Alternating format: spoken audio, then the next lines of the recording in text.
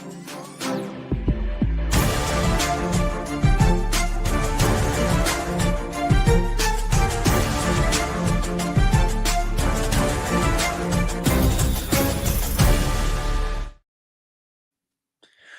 on in. This is the RotoWire Fantasy Football Podcast brought to you by our friends over at Circa and our friends over at the NFFC. If you're tuning in, do not adjust your screens. This is the second time that Mario and I have done a live stream this week. We also knocked out a Best Ball Mania draft on the air on Monday night. But today, fresh podcast, we're going to be talking about Mario's article. He's going to be focusing on a lot of job battles over the rest of the summer. So we're going to get into that. And then we're going to keep up with our offense deep dives. We're going to take a look at the Cowboys a little bit later on in the show. But getting things rolling, let's take a look at some of the more high profile quarterback battles that we're seeing formulate across the league. And one that I think nobody has a firm grasp on exactly, I think, is Cleveland. And I think that includes Cleveland that themselves. They go ahead and they have the tough injury luck of Deshaun Watson going down last year with the Achilles. And then they go ahead and use couple of draft picks on quarterbacks, notably Dillon, Gabriel, and Shedeur Sanders, who seems to have found himself in some hot water since this article was posted. Yeah. I mean, the Georgia jokes write themselves. He didn't even go there. And then obviously you've got veterans like Joe Flacco and Kenny Pickett in the fold as well. So we don't often see a four-man battle for a quarterback spot in the NFL. What the heck's going on here? Yeah, it's almost certainly not going to work out for this collection of players. The Browns spent that 3rd round pick on Gabriel, that 5th round pick on Sanders, as if to kind of go through as if there's this going through emotion that you constantly need to do as a GM to just look like you're doing something helpful about the quarterback situation. It's like teams don't find it acceptable to just target good players. They're like, you gotta spend picks on quarterbacks, and you gotta do something, even if it's just not gonna do, even if it's not gonna amount to anything. So you just gotta make yourself look busy, so no one asks what you're doing. But I think it's pretty clear Gabriel was probably a reach in the 3rd round. No one really thinks he's a serious starting candidate. Sanders, you might be able to argue, has more proper starting pedigree than Gabriel. I personally don't see that. I thought Sanders looked horrible in college. So 5th round is the earliest I would have took him, even without the drama around him. So Sanders running as the 4th quarterback. Although I should back up real quick. Joe Flacco did not take apparently minicamp reps at the part visible to the media, and Albert Breer said that was because that was just because Joe Flacco already had the trust of Kevin Stefanski, and Stefanski just was like, we don't really need to see anything. That makes sense.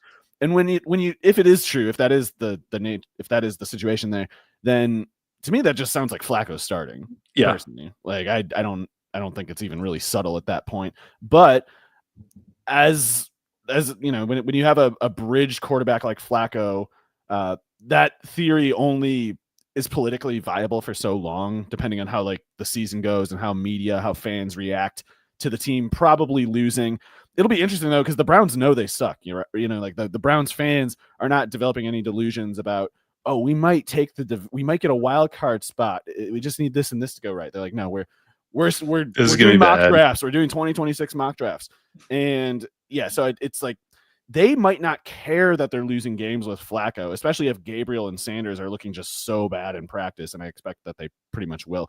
Kenny Pickett, by the way, might be the worst of the 4, even though Gabriel and Sanders are terrible. I think Sanders is a terrible quarterback prospect, but Pickett was just a joke, and he's been consistently abominable whenever he's gotten playing time in the NFL. So I think Kenny Pickett gets cut or moves to slot receiver or something.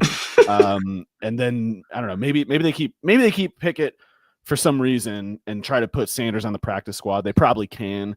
So they might go like Flacco, Pickett, Gabriel for their final depth chart. But if the pressure builds on the Browns, on Kevin Stefanski to just quote unquote do something when they're losing games, maybe you see them start Gabriel or Sanders or even Pickett just out of, futile desperation and flailing. But Flacco is the guy we want playing, I think, because he's the best for Jerry Jeudy, David Njoku, etc. So let's see. They started how many quarterbacks last year? 3 or 4? I don't know. They might beat that number this year. Yeah, I was going to say, if we set the number at 3.5 starting quarterbacks for the Cleveland Browns this year, which way are you leaning? I'll say over 2.5, but under 3.5. I don't think Pickett start. I think Pickett's. Besides, he got ran out of Pittsburgh for whining about not being like treated with enough. What would you call it? Like he wasn't treated with enough like presumption. They were like, you got to earn the starting job. He immediately threw a fit, got traded to the Eagles. So he's not even like a good soldier about it. I wouldn't be surprised if Pickett gets cut and. Like if some random quarterback gets cut from another team, I think they might put a claim on that quarterback and cut Pickett. Yeah, I could see that, or if there's like still add guys is the other thing. Like they might go full 2003 Dallas or whenever that was when they started like 7 quarterbacks, just calling people outside like, hey, can you come in here and start? Is this like Quincy Carter, Chad Hutchinson, Drew Henson? They had like a crazy season where it was like, Chad Hutchinson, Clint Sterner or something, Ryan Leaf, a bunch of weird, wacky stuff going on that year. The Browns might go into something similar, but Flacco is clearly their most competitive quarterback, and I think Stefanski wants him in there as long as possible because Stefanski doesn't want to tank. He knows it looks bad every time he takes on a losing season, and he's like, I'd like to try to win some games though. Okay, so with that in mind, like let's say that Flacco starts half the season or so, something like that. I'm less talking about whether it's worthwhile to take a stab at Flacco and best ball, like with your last pick. He is basically free on underdog 18th round type of ADP. So, I mean, there you could kind of talk yourself into, maybe 1 or 2 weeks where he ends up being your starter, but that probably speaks ill of the rest of your quarterback build.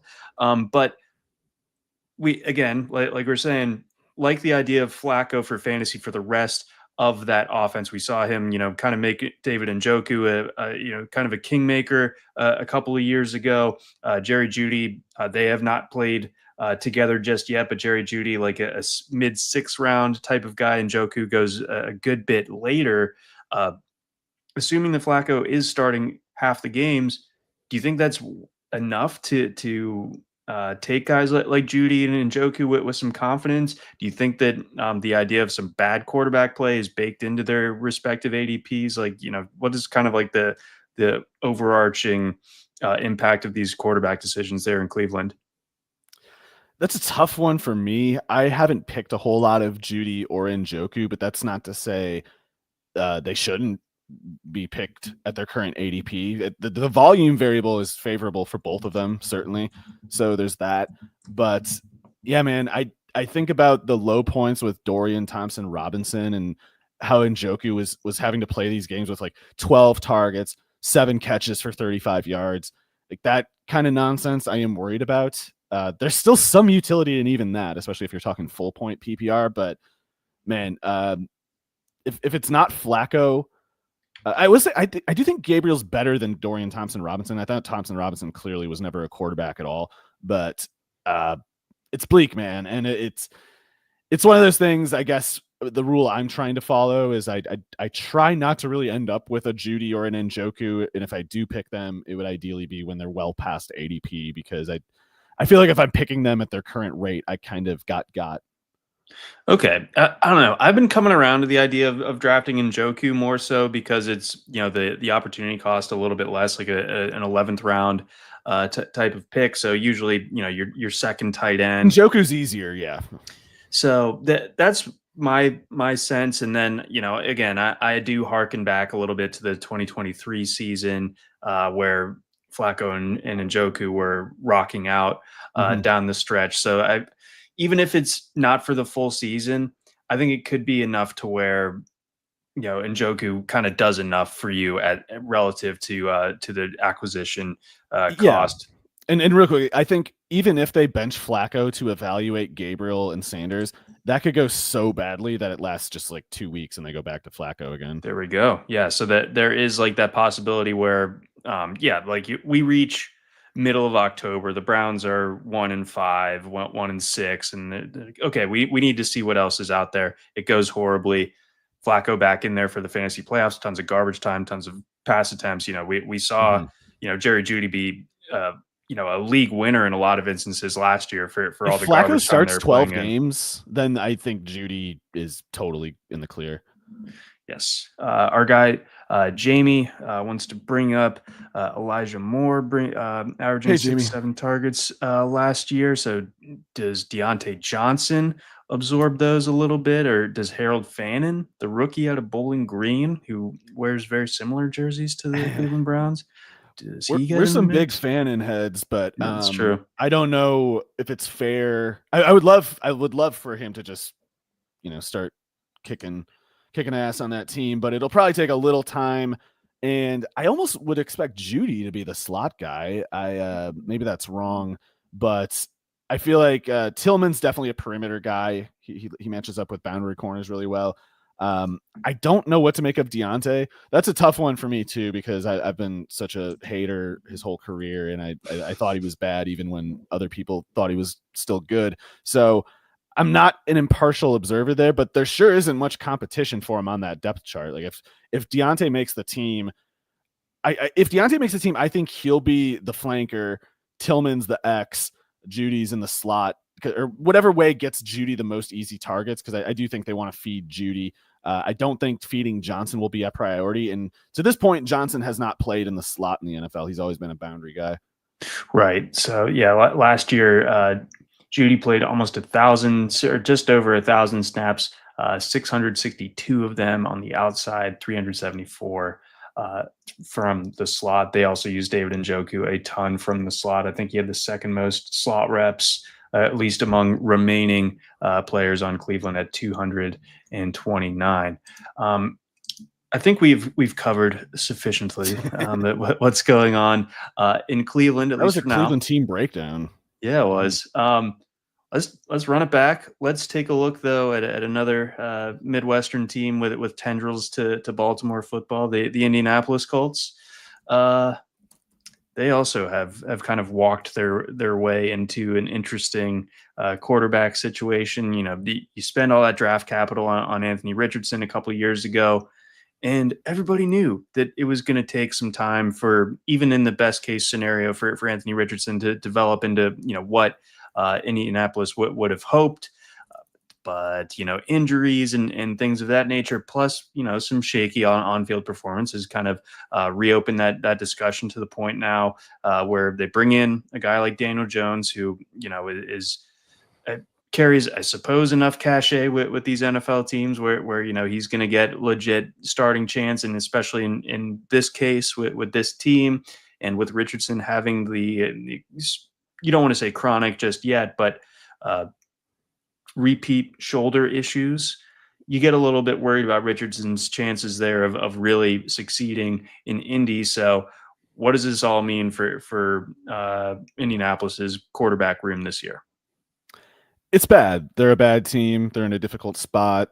The choices they've made have put themselves in a pretty much just lose, however many times you want to run it. Like it's just looking bad for them. And desperation is clearly, it's clearly taken over the team, the front office, the head coach.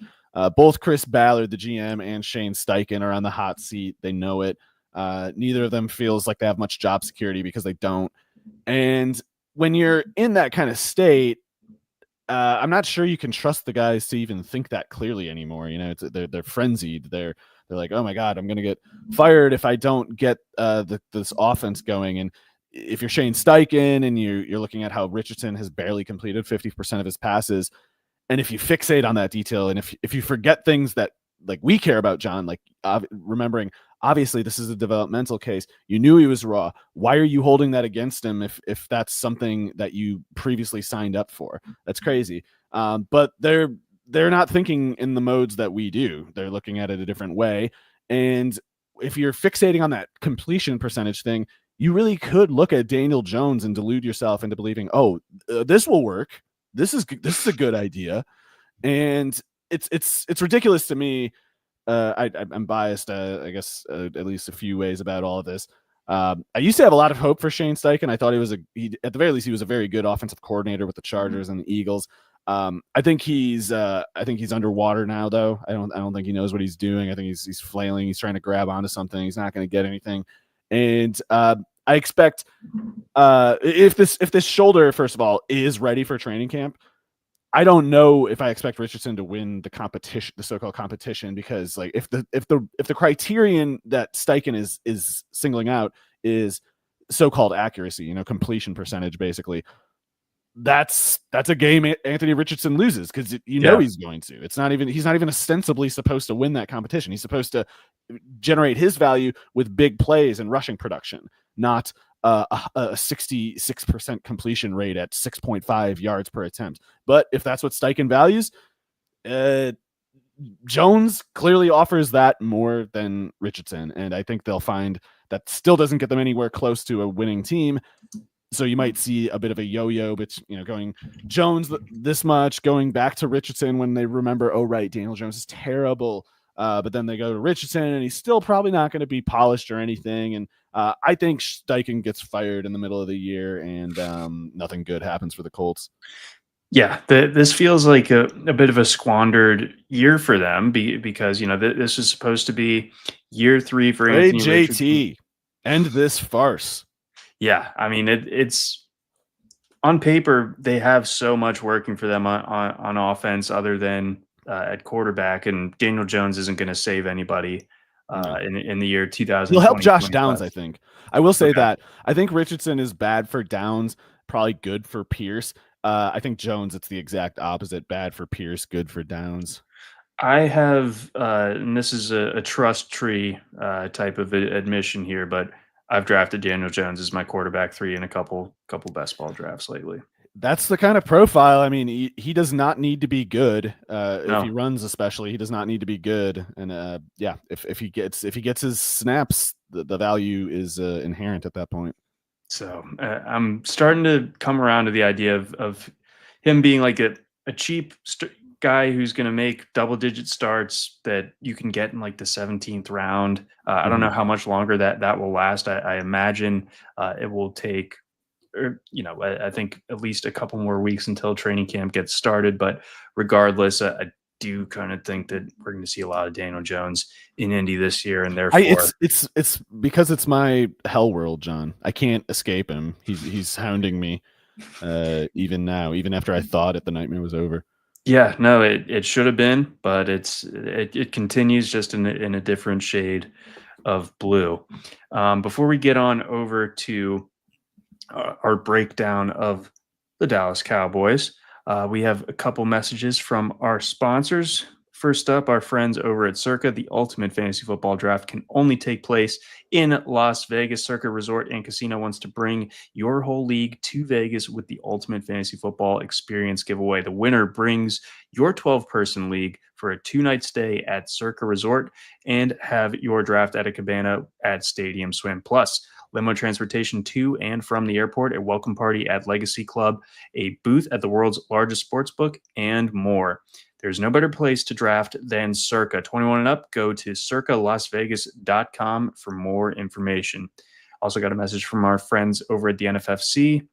The NFFC RotoWire Fantasy Football Online Championship is live. Play fantasy football against your favorite RotoWire experts on the NFFC this football season. Jeff Erickson, Nick Whalen, and more. Hopefully that means Mario and I will be competing in the RotoWire NFFC Online Championship for a shot at $250K. I've participated in this the last few years. I want to say like 5 times at this point. I feel like I'm getting old, but beat me. Get a little RotoWire subscription. It's a good idea. So again, check it out. Sign up for a draft today at rotowire.com/high stakes. That's rotowire.com/high stakes. Love drafting over at the NFFC. Always a good time over there. All right. on to the big topic du jour, the Dallas Cowboys. So again, if you've been listening to us over the last month or so, we've been doing these kind of deeper dives into teams and inspecting, the key players relative to their ADPs. Do we like them? And then just kind of doing an overall breakdown of the team's offense. Do we like the direction that it's going in? Usually these are teams that have some moving parts, have some unknowns about them. Like in the Bears case, a lot of new stuff. The Lions case, they're replacing Ben Johnson. Vikings having to, kind of go with this with a second-year rookie essentially, and the Steelers. We know that there's a lot of new there as well, and I think that the Cowboys fit this bill. They got George Pickens from the Steelers, so I mean that they have what you could argue is one of the best 1-2 tandems at receiver, and you have a more than capable quarterback in Dak Prescott pulling the trigger and everything, but the backfield was a huge issue last year and doesn't feel like it's fixed really. It's sort of patched together. You add guys like Javonte Williams, and I guess they added Miles Sanders as well, and they drafted Jaydon Blue that I think drafters are rather enamored with. So I think that's where I want us to start.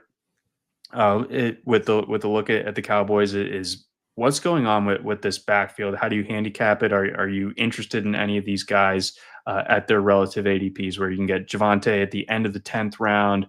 Jaydon Blue goes about a round and a half after that, and Miles Sanders, usually someone very, very late in drafts, although he does seem to be trending up according to our recent ADP data. It's messy. It's one of those cases where you might see more than one guy get extended run. The Cowboys might go through kind of phases of disenchantment with various guys if they hold against them that they are not a very good group. It would be easy to end up wanting to have their playing time change a lot week to week out of desperation to find some kind of spark that just isn't there. So I'm not banking on anything consistent from anybody, but I do think Javonte Williams is just cheap enough in the ADP to be worth the risk, especially in best ball, where I think in best ball it's a little easier because you don't have to guess correctly. Like the questions like, will the Cowboys run for 80 yards this week? Like there's stuff like that. You don't want to end up having to choose, in my opinion, between someone like Javonte Williams and someone else for your flex spot, if it's at all avoidable. Because there might be some real stinky duds in this season for Williams, even if he lasts the whole year as the running back one.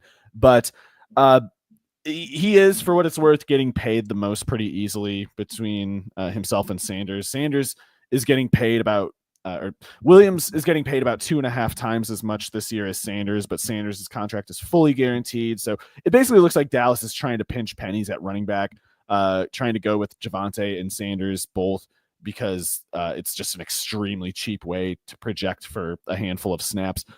In the case of Sanders, we would expect that he's a rushing specialist break glass in case of injury replacement for Javonte. But I think for pass blocking, the only one of the three who's even remotely credible is Javonte Williams. Yes. So I think Javonte Williams should be playing at least 35 snaps a game for this team. And I really, really love the guard center trio that the Cowboys have. Tyler Smith, Tyler Booker, and Cooper Beebe is immense aesthetic. It's awesome. It's great stuff. They're going to be knocking people around for sure. And bad running backs might look good behind those three. Short yardage, Dallas could be very tough to stop.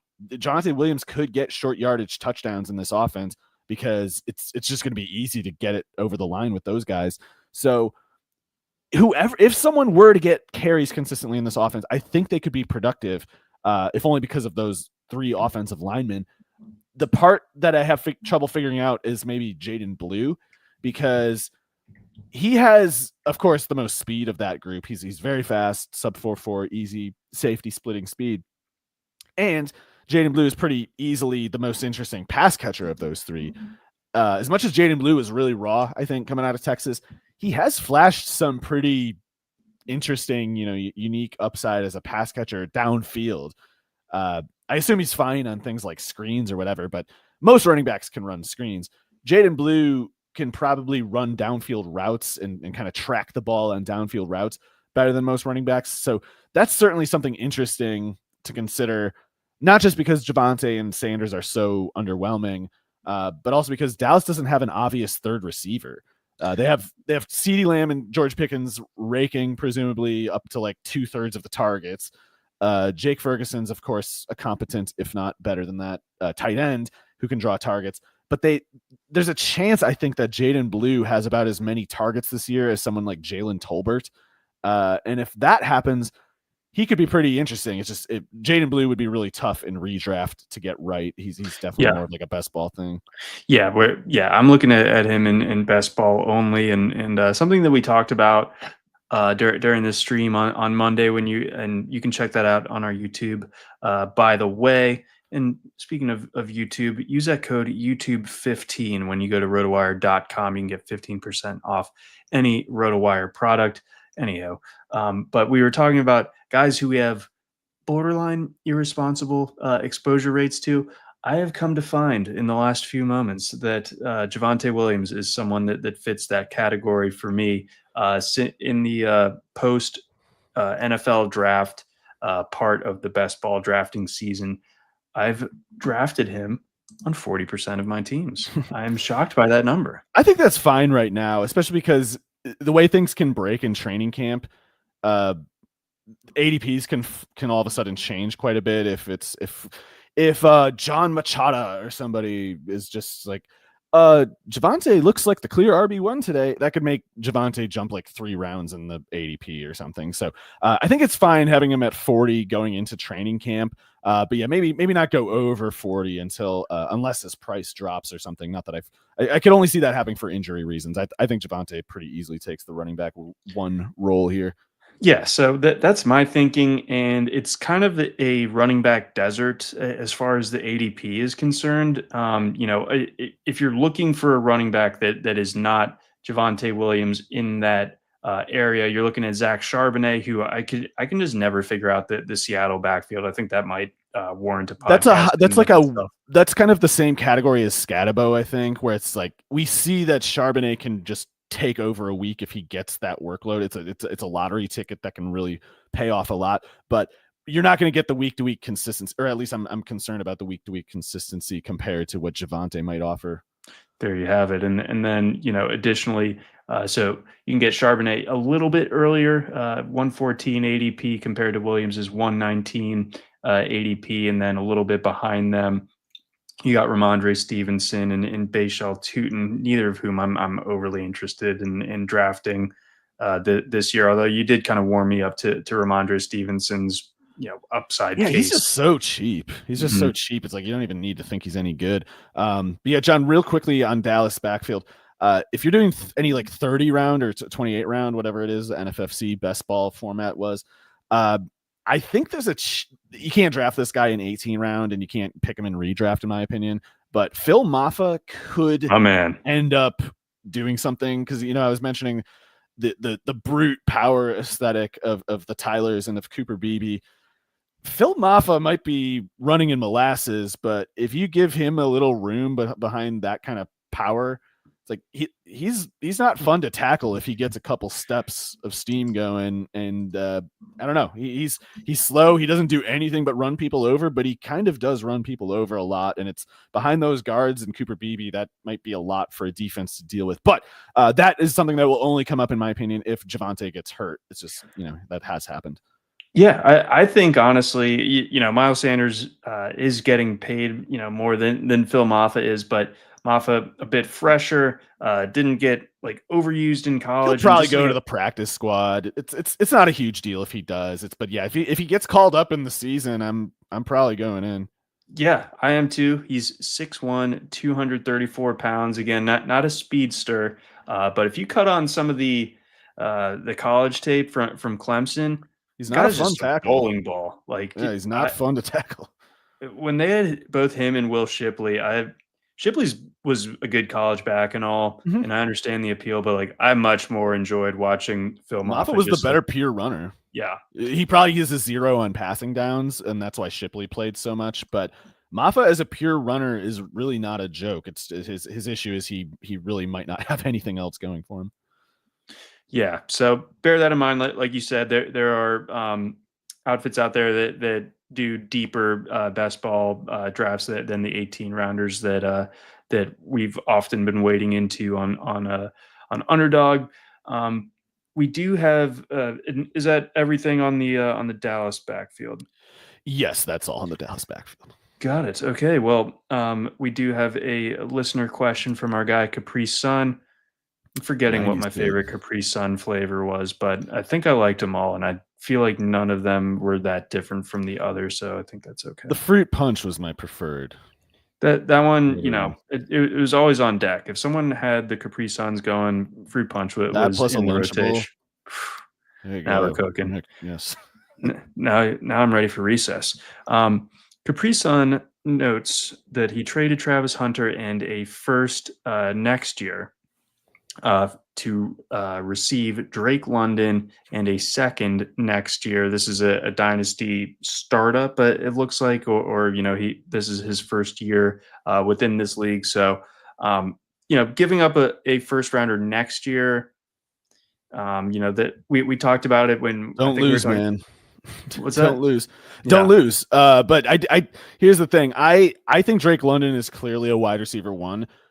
Travis Hunter is only very theoretically anything close to that, in my opinion. And I think some of the things people take for granted about Hunter and his wide receiver usage, that's permeating the ADP on most sites, is hasty at best. And I've seen some straight up falsehoods peddled pretty aggressively about this. You saw people saying, they're trying out Hunter at receiver first. They're working him at receiver first. And if you just look at what the team said, they were starting him at receiver first because he had to gain ground at receiver because he was further ahead at corner. And you'd see people say precisely the opposite. Like, look, he's a receiver now. It's like, no, he's training at receiver so that he can play it better because he can't play it well enough right now because he's more so a corner right now. And don't get me wrong, they don't justify that trade without getting Hunter playing both receiver and corner. So I don't doubt that they are going to use Hunter at receiver often, but I think it'll be very situationally specific. I think it'll fluctuate a lot from week to week. And I think people got to remember Hunter could be an MVP type candidate if he has even as little as something like 700 yards and 5 touchdowns receiving, because the assumption is that he's also playing 800 plus snaps at an all pro level at corner. That would be a resounding success for the Jaguars. 700 yards for Travis Hunter would be a mission accomplished, banner waving occasion. And his ADP right now supposes something more like 1,200 yards. Right. I don't think that happens if Thomas stays healthy. And I think week to week, Travis Hunter could be a real pain in the neck for his fantasy investors because he's expensive. You're going to have to start him if you pay that price. And yet there are, I think, going to be weeks where he plays like 20 snaps, and no one would pay that price if they knew that. So I think it's a little bit of a hot potato thing. I think there is a chance that you'll be glad you got rid of Hunter to get a guy like London, but not if that first round pick turns out to be like a top 5. Right. Yeah, that will be tougher if so got to win now, but that should always be, or often, as long as possible. Win now mentality, I feel And beat like that in team so Dynasty. that second rounder's higher. There you go. All right. I think that covers that. Scott wants to know, we did talk about some quarterback battles earlier. We did not touch on this one though. Saints, think it's just Shucktown.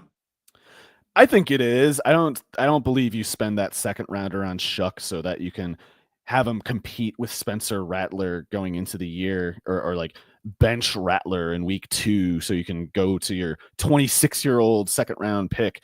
I don't believe that's a serious possibility. So if they need to rig the competition, I think they will. Tyler Shuck, I think, starts at least 14 games this year, and because they have to see what he is. They're trying to make it look like he's some sort of long-term option for them, but that's not actually something they can assume. They have to Make him play right now because he's already the age of a fourth-year quarterback. And if a fourth-year quarterback were terrible in his fourth year starting, that team would say, oh, this isn't going to work. We need to find out. We need to find somebody else at quarterback. The Saints cannot go into 2026 wondering what Shuck is. So he's starting, in my opinion. I think Shuck's the guy. I think, Carr's retirement and of course the selection of Shuck in the first place, I think all but pointed us in that direction. And Rattler sucks. You know, he's like no he's good. terrible. Yeah. They know what's up with him, and he's not the guy going forward. All right, looking at the rest of this Dallas offense, so looks a bit different now. They have a new head coach in Brian Schottenheimer. I mean, what style are they going to morph to in light of this? Yeah, the Cowboys are definitely one of those teams that project better for fantasy than for real life competitiveness. This could be a real clown show. I don't know who their offensive coordinator is, other than he was the offensive line coach for the Cardinals last year. Maybe he's good. Maybe he turns out to be good. Maybe Brian Schottenheimer turns out to be pretty good, but I really doubt it. And this reminds me of when Dallas. This might have been that same 2003 season or whatever we were just talking about, but they hired this guy named Dave Campo as their head coach after they fired Chan Gailey or whatever. And the thing that's interesting about Dave Campo, the thing that makes Dave Campo similar to Brian Schottenheimer is nobody respected either one. Everybody knew that Dave Campo was hired by Jerry Jones because no one else was willing to work for him. And Dave Campo was basically just a yes man. He's like, yeah, I'll do whatever you say, boss. And Jerry's like, yeah, that's all I want in a coach. They were bad. Dave Campo was not a good head coach. Brian Schottenheimer, he's the son of Marty. He's been in the league for like 25 years and has not been given a head coaching job. So he hasn't even been valued as an offensive coordinator, particularly. He's been more like just a caretaker for Pete Carroll at his peak. So that's all bad.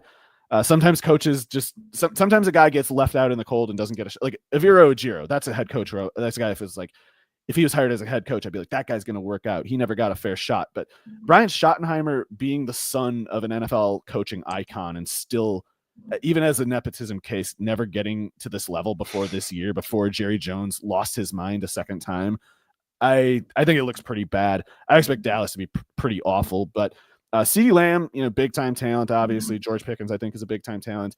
I think Dak is a good quarterback. If that interior offensive line is just crushing people, like I think they might, the offense should move the ball. It shouldn't be like a dead offense, but details like making clutch plays, keeping the offense on schedule, getting points when they need it, that kind of stuff, I don't think Dallas will do as well with.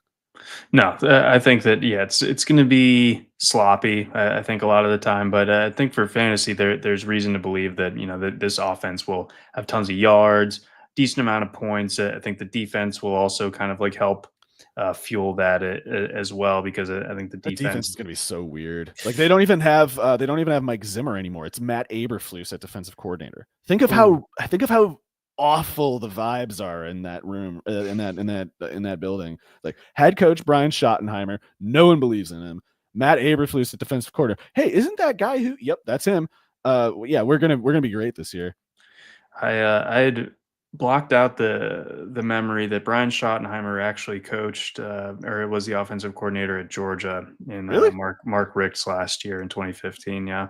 Oh man, I didn't even know that one. But yeah, the guy has no history of doing anything cool. It's probably going to be a vanilla offense that just sort of looks very cookie cutter Madden 97 style playbook or something. So there is that to consider when it comes to the individual pieces and where they're going in best ball drafts right now.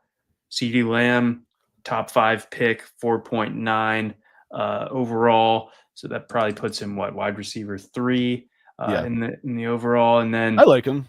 I think obviously it's a high price, but there's no scenario where CeeDee Lamb is not getting targeted heavily. We don't expect the Dallas defense to be particularly good.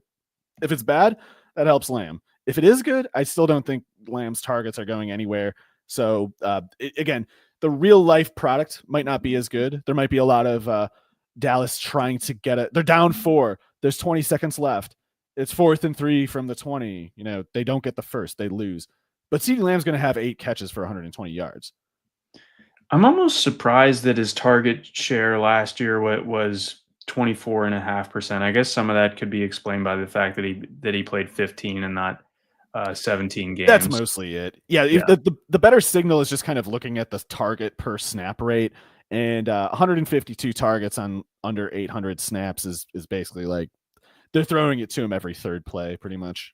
So how does Pickens impact that necessarily, or does it kind of help, get Lamb a little bit more freedom and a little less or fewer double teams?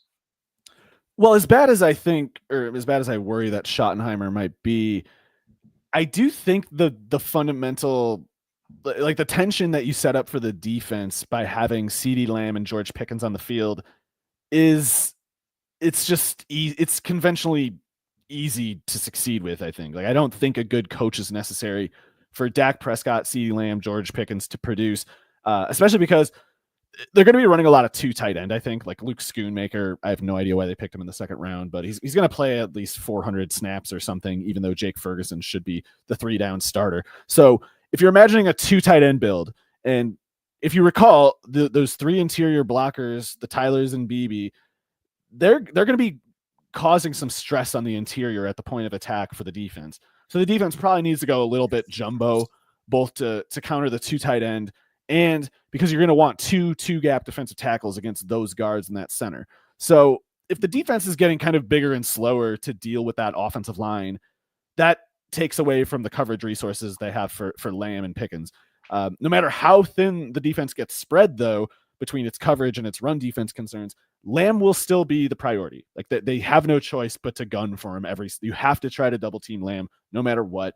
You're just begging for an easy first down or worse if you don't. So we have the run game, the power run game between the guards, kind of creating like a gravitational pull downward and creating kind of like a increase in mass on the defense, which generally makes the defense slower. And then they have to double team CeeDee Lamb. So this last safety on the field is left with the coin flip choice, basically, of, am I going to keep an eye on Pickens, or am I going to try to help the run defense? And those guys have been getting mauled by those guards in that center. So I'm gonna try to swoop in to get a hit on the running back this play. If that happens, George Pickens is in single coverage with no one over the top. And I think if Dak sees that, he's just kind of calling the fade route. Like, he's just going for it. And if Dak thinks the safety is over Pickens, then everything else is on the table. But I think you're gonna see the power run game emphasis, trying to get 2nd and 5 situations after first down, and to force the defense to get bigger and slower. The defense gets spread thin between trying to stop the run at the immediate point of attack, trying to double CeeDee Lamb wherever it is that he's lining up, and then keeping that safety over the top of Pickens. It's you can't do all 3 at once. So all of that in mind, I like Pickens at his ADP, like as an early 5th round guy, because I think when it comes to best ball, I feel like that I can be confident in expecting, even with no longer being like the proverbial wide receiver 1. That's obviously CeeDee Lamb here, but I feel like there's at least like 3 like week winning type of performances in Pickens, if not more. Yeah, he's obviously not as complete as a receiver as someone like CeeDee Lamb, but in his strength capacities, Pickens is about as good as anybody. The jump ball, the sideline acrobatics, he's crazy talented at that. And if CeeDee Lamb's on the field, and if that run game is getting its power game going, it's just going to be tough for defenses to pay as much attention to Pickens as they would like to. With Pittsburgh, it was the exact opposite. They're like, let's everything on Pickens. Who cares about Calvin Austin? Who cares about Freiermuth? Everything on Pickens. You can't do that with CeeDee Lamb on the field, and if you do, you're just you're going to get torn up. So I think that there's some huge weeks in store, some of those spike weeks from Pickens that I think make him a worthwhile consideration where They he's could have a going. lot of garbage time too. Like Dak Prescott is kind of a garbage time quarterback. That's when he really feasts, and there could be a lot of it. I don't think it would be shocking if Dak Prescott's like a top 5 fantasy quarterback this year, because it's a different question than how good they are in real life. It's just about does that number go up. And in Prescott's case, he is like a ninth round type of guy. He goes right after Jordan Love, or no, I'm sorry, about a round ahead of Jordan Love. Pick 114, I think, is his. I got to get ADP. more, honestly. I don't think I have more than a couple Dak shares, and it's probably because I'm way overweight on Trevor Lawrence, and that's definitely what it is. Because I'd be like, oh, why take Dak? I can get Trevor in 2 rounds. So I got to make myself just pay up a little bit, because I'm at like 55% Trevor now or something. Right, and you have a lot of Justin Fields too, if I remember. Yeah, so, I have a lot of Justin Fields. I've stopped taking him a little bit too, because I'm trying to get him down to like 30%. Because there ends up being a cluster where it's Purdy at 105, Caleb Williams, Dak Prescott, Jared Goff, Drake May, and Justin Herbert, like all going within about 20 picks of each other. Most of those guys are viable, I think, but I definitely think Dak is one of the better options of them. Yeah, I think that, like you said, garbage time is worthwhile in fantasy. So therefore, keep it in mind when you're shopping for quarterbacks in that particular range. I want to finish out talking about Jake Ferguson. He was a favorite of mine coming into last year. He had like the big playoff game, if I remember correctly, against the Packers. He was like the only thing that 3 touchdowns did well against Green Bay in what was an otherwise disastrous Sunday in Dallas. And then obviously last year it was tough overall, but Ferguson increased competition for targets now because Pickens is in town. So different types of targets, of course, is something to bear in mind. But he was drawing 14% of the targets last year. He missed a little bit of time himself, missed week 12 and week 13 against Washington and the Giants, respectively. Targeted on 23.6% of his routes, which is 87th percentile among tight ends. So, I mean, obviously, Dak has a rapport with Ferguson, and Ferguson goes really late. It is, I think, like the important thing to keep in mind with him. So, your read on Ferguson this year in light of the new offense? I think Ferguson's pretty good. I think he's generally one of the more stable tight end values in the ADP right now. No problem at all with Ferguson as my tight end 2 in underdog. Ideally not my tight end 1, but I do think there's an outside chance that if you go 3 tight end and you get a couple other guys who pitch in a little bit here and there, maybe you can make Ferguson work as the headlining part of a like 3-man best ball rotation. But at the very least, I think it's wrong to look at his 59 catches for 494 yards and 0 touchdowns and sort of it would be wrong to see it as a correction oriented case of regression. Like, it's obviously his numbers regressed badly from the year before, but I think there's so much fluke in that 585 snaps from last year. The Dak injury, the Ferguson injuries. There was a very stop-start, consistently dysfunctional kind of pace to the season last year for the Cowboys. So I expect at the very least Ferguson's yards per route run to jump back to its 2023 levels. It was 1.53 yards per route in 2023, dropped to 1.35 last year.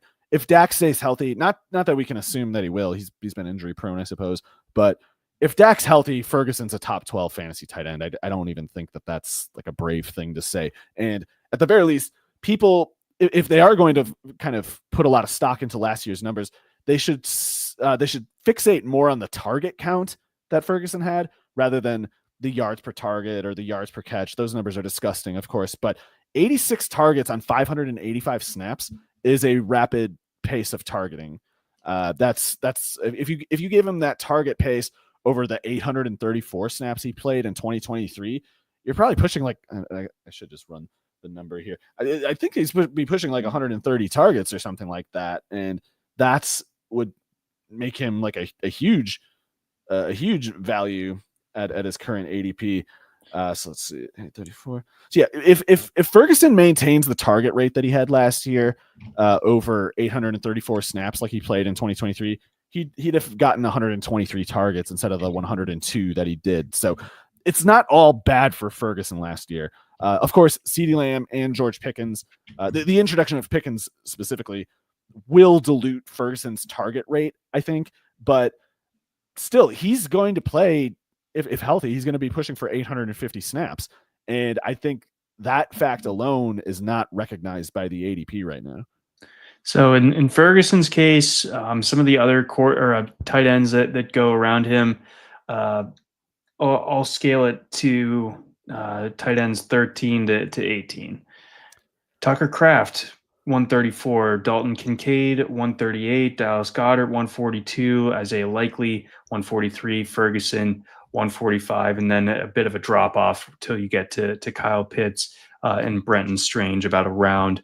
After that, I would take Ferguson. I've been routinely taking either Goddard or Likely. I was going to say those two. Goddard and Likely are the only ones that I'm considering along with Ferguson there.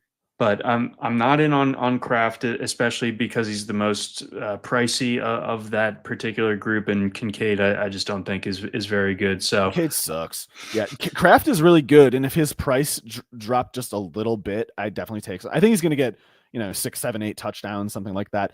But I don't think the yardage or the downfield targets will be there for Kraft. I think he's a guy who's probably a little better in real life than in fantasy. Yeah, he reminds me of Kittle, but like with his play style. But it just, I don't trust Green Bay's offense to like get LaFleur loves to be just ridiculously. He can't stop tinkering with things. Oh, that worked easily. Let's see if we can make it harder next time. And then in Likely's case, I feel like there's a thing in the best ball world, like contingent upside. If the competition were to get injured, that happened for Likely in the 2023 season. I think he was tight end 1 the rest of the year. That year, he's entering year 4. It's a contract year. He's been awesome. I think it's crowded room, but I think there's going to be weeks where it's the Likely week, and I think he can kind of put up a point total that is unmatched by most of the other tight ends in the league. Certainly the ones from tight end 4 through 16 where Likely is. Right. Likely very much stands out for how much, it might be a very, very narrow path. It requires probably an injury to Mark Andrews, but Isaiah Likely has the potential to be a top 3 fantasy tight end. No one else in the ADP after whatever. I don't even know where you draw the line. I think Likely has higher max upside than a number of tight ends who go in the first 10 rounds. Yeah, I mean you're looking at Laporta and Hawkinson potentially, like somewhere. If the job was fully Likely's, I think he could put up numbers rather similar to them, because again, we saw him have the clear runway without Andrews at the end of 2023, and he was awesome. But long way of saying more upside maybe on a week to week for Likely, but Ferguson definitely worth consideration. Definitely worth someone like adding to your portfolio as your tight end 2. Most importantly, our guy Michael is here. Hey, Michael. Unfortunately, just as we are about to round things out, but this has been documented. You'll be able to listen to it on YouTube and wherever you get your podcast. But that is going to do it for us here. A big thanks again to our sponsors over at Circa and over at the NFFC. And of course, go ahead, and if you're not signed up at RotoWire just yet, go to rotowire.com. Use that promo code YouTube15 to get 15% off any RotoWire product of your choosing. For Mario Puig, I'm John McKechnie. Thanks for listening.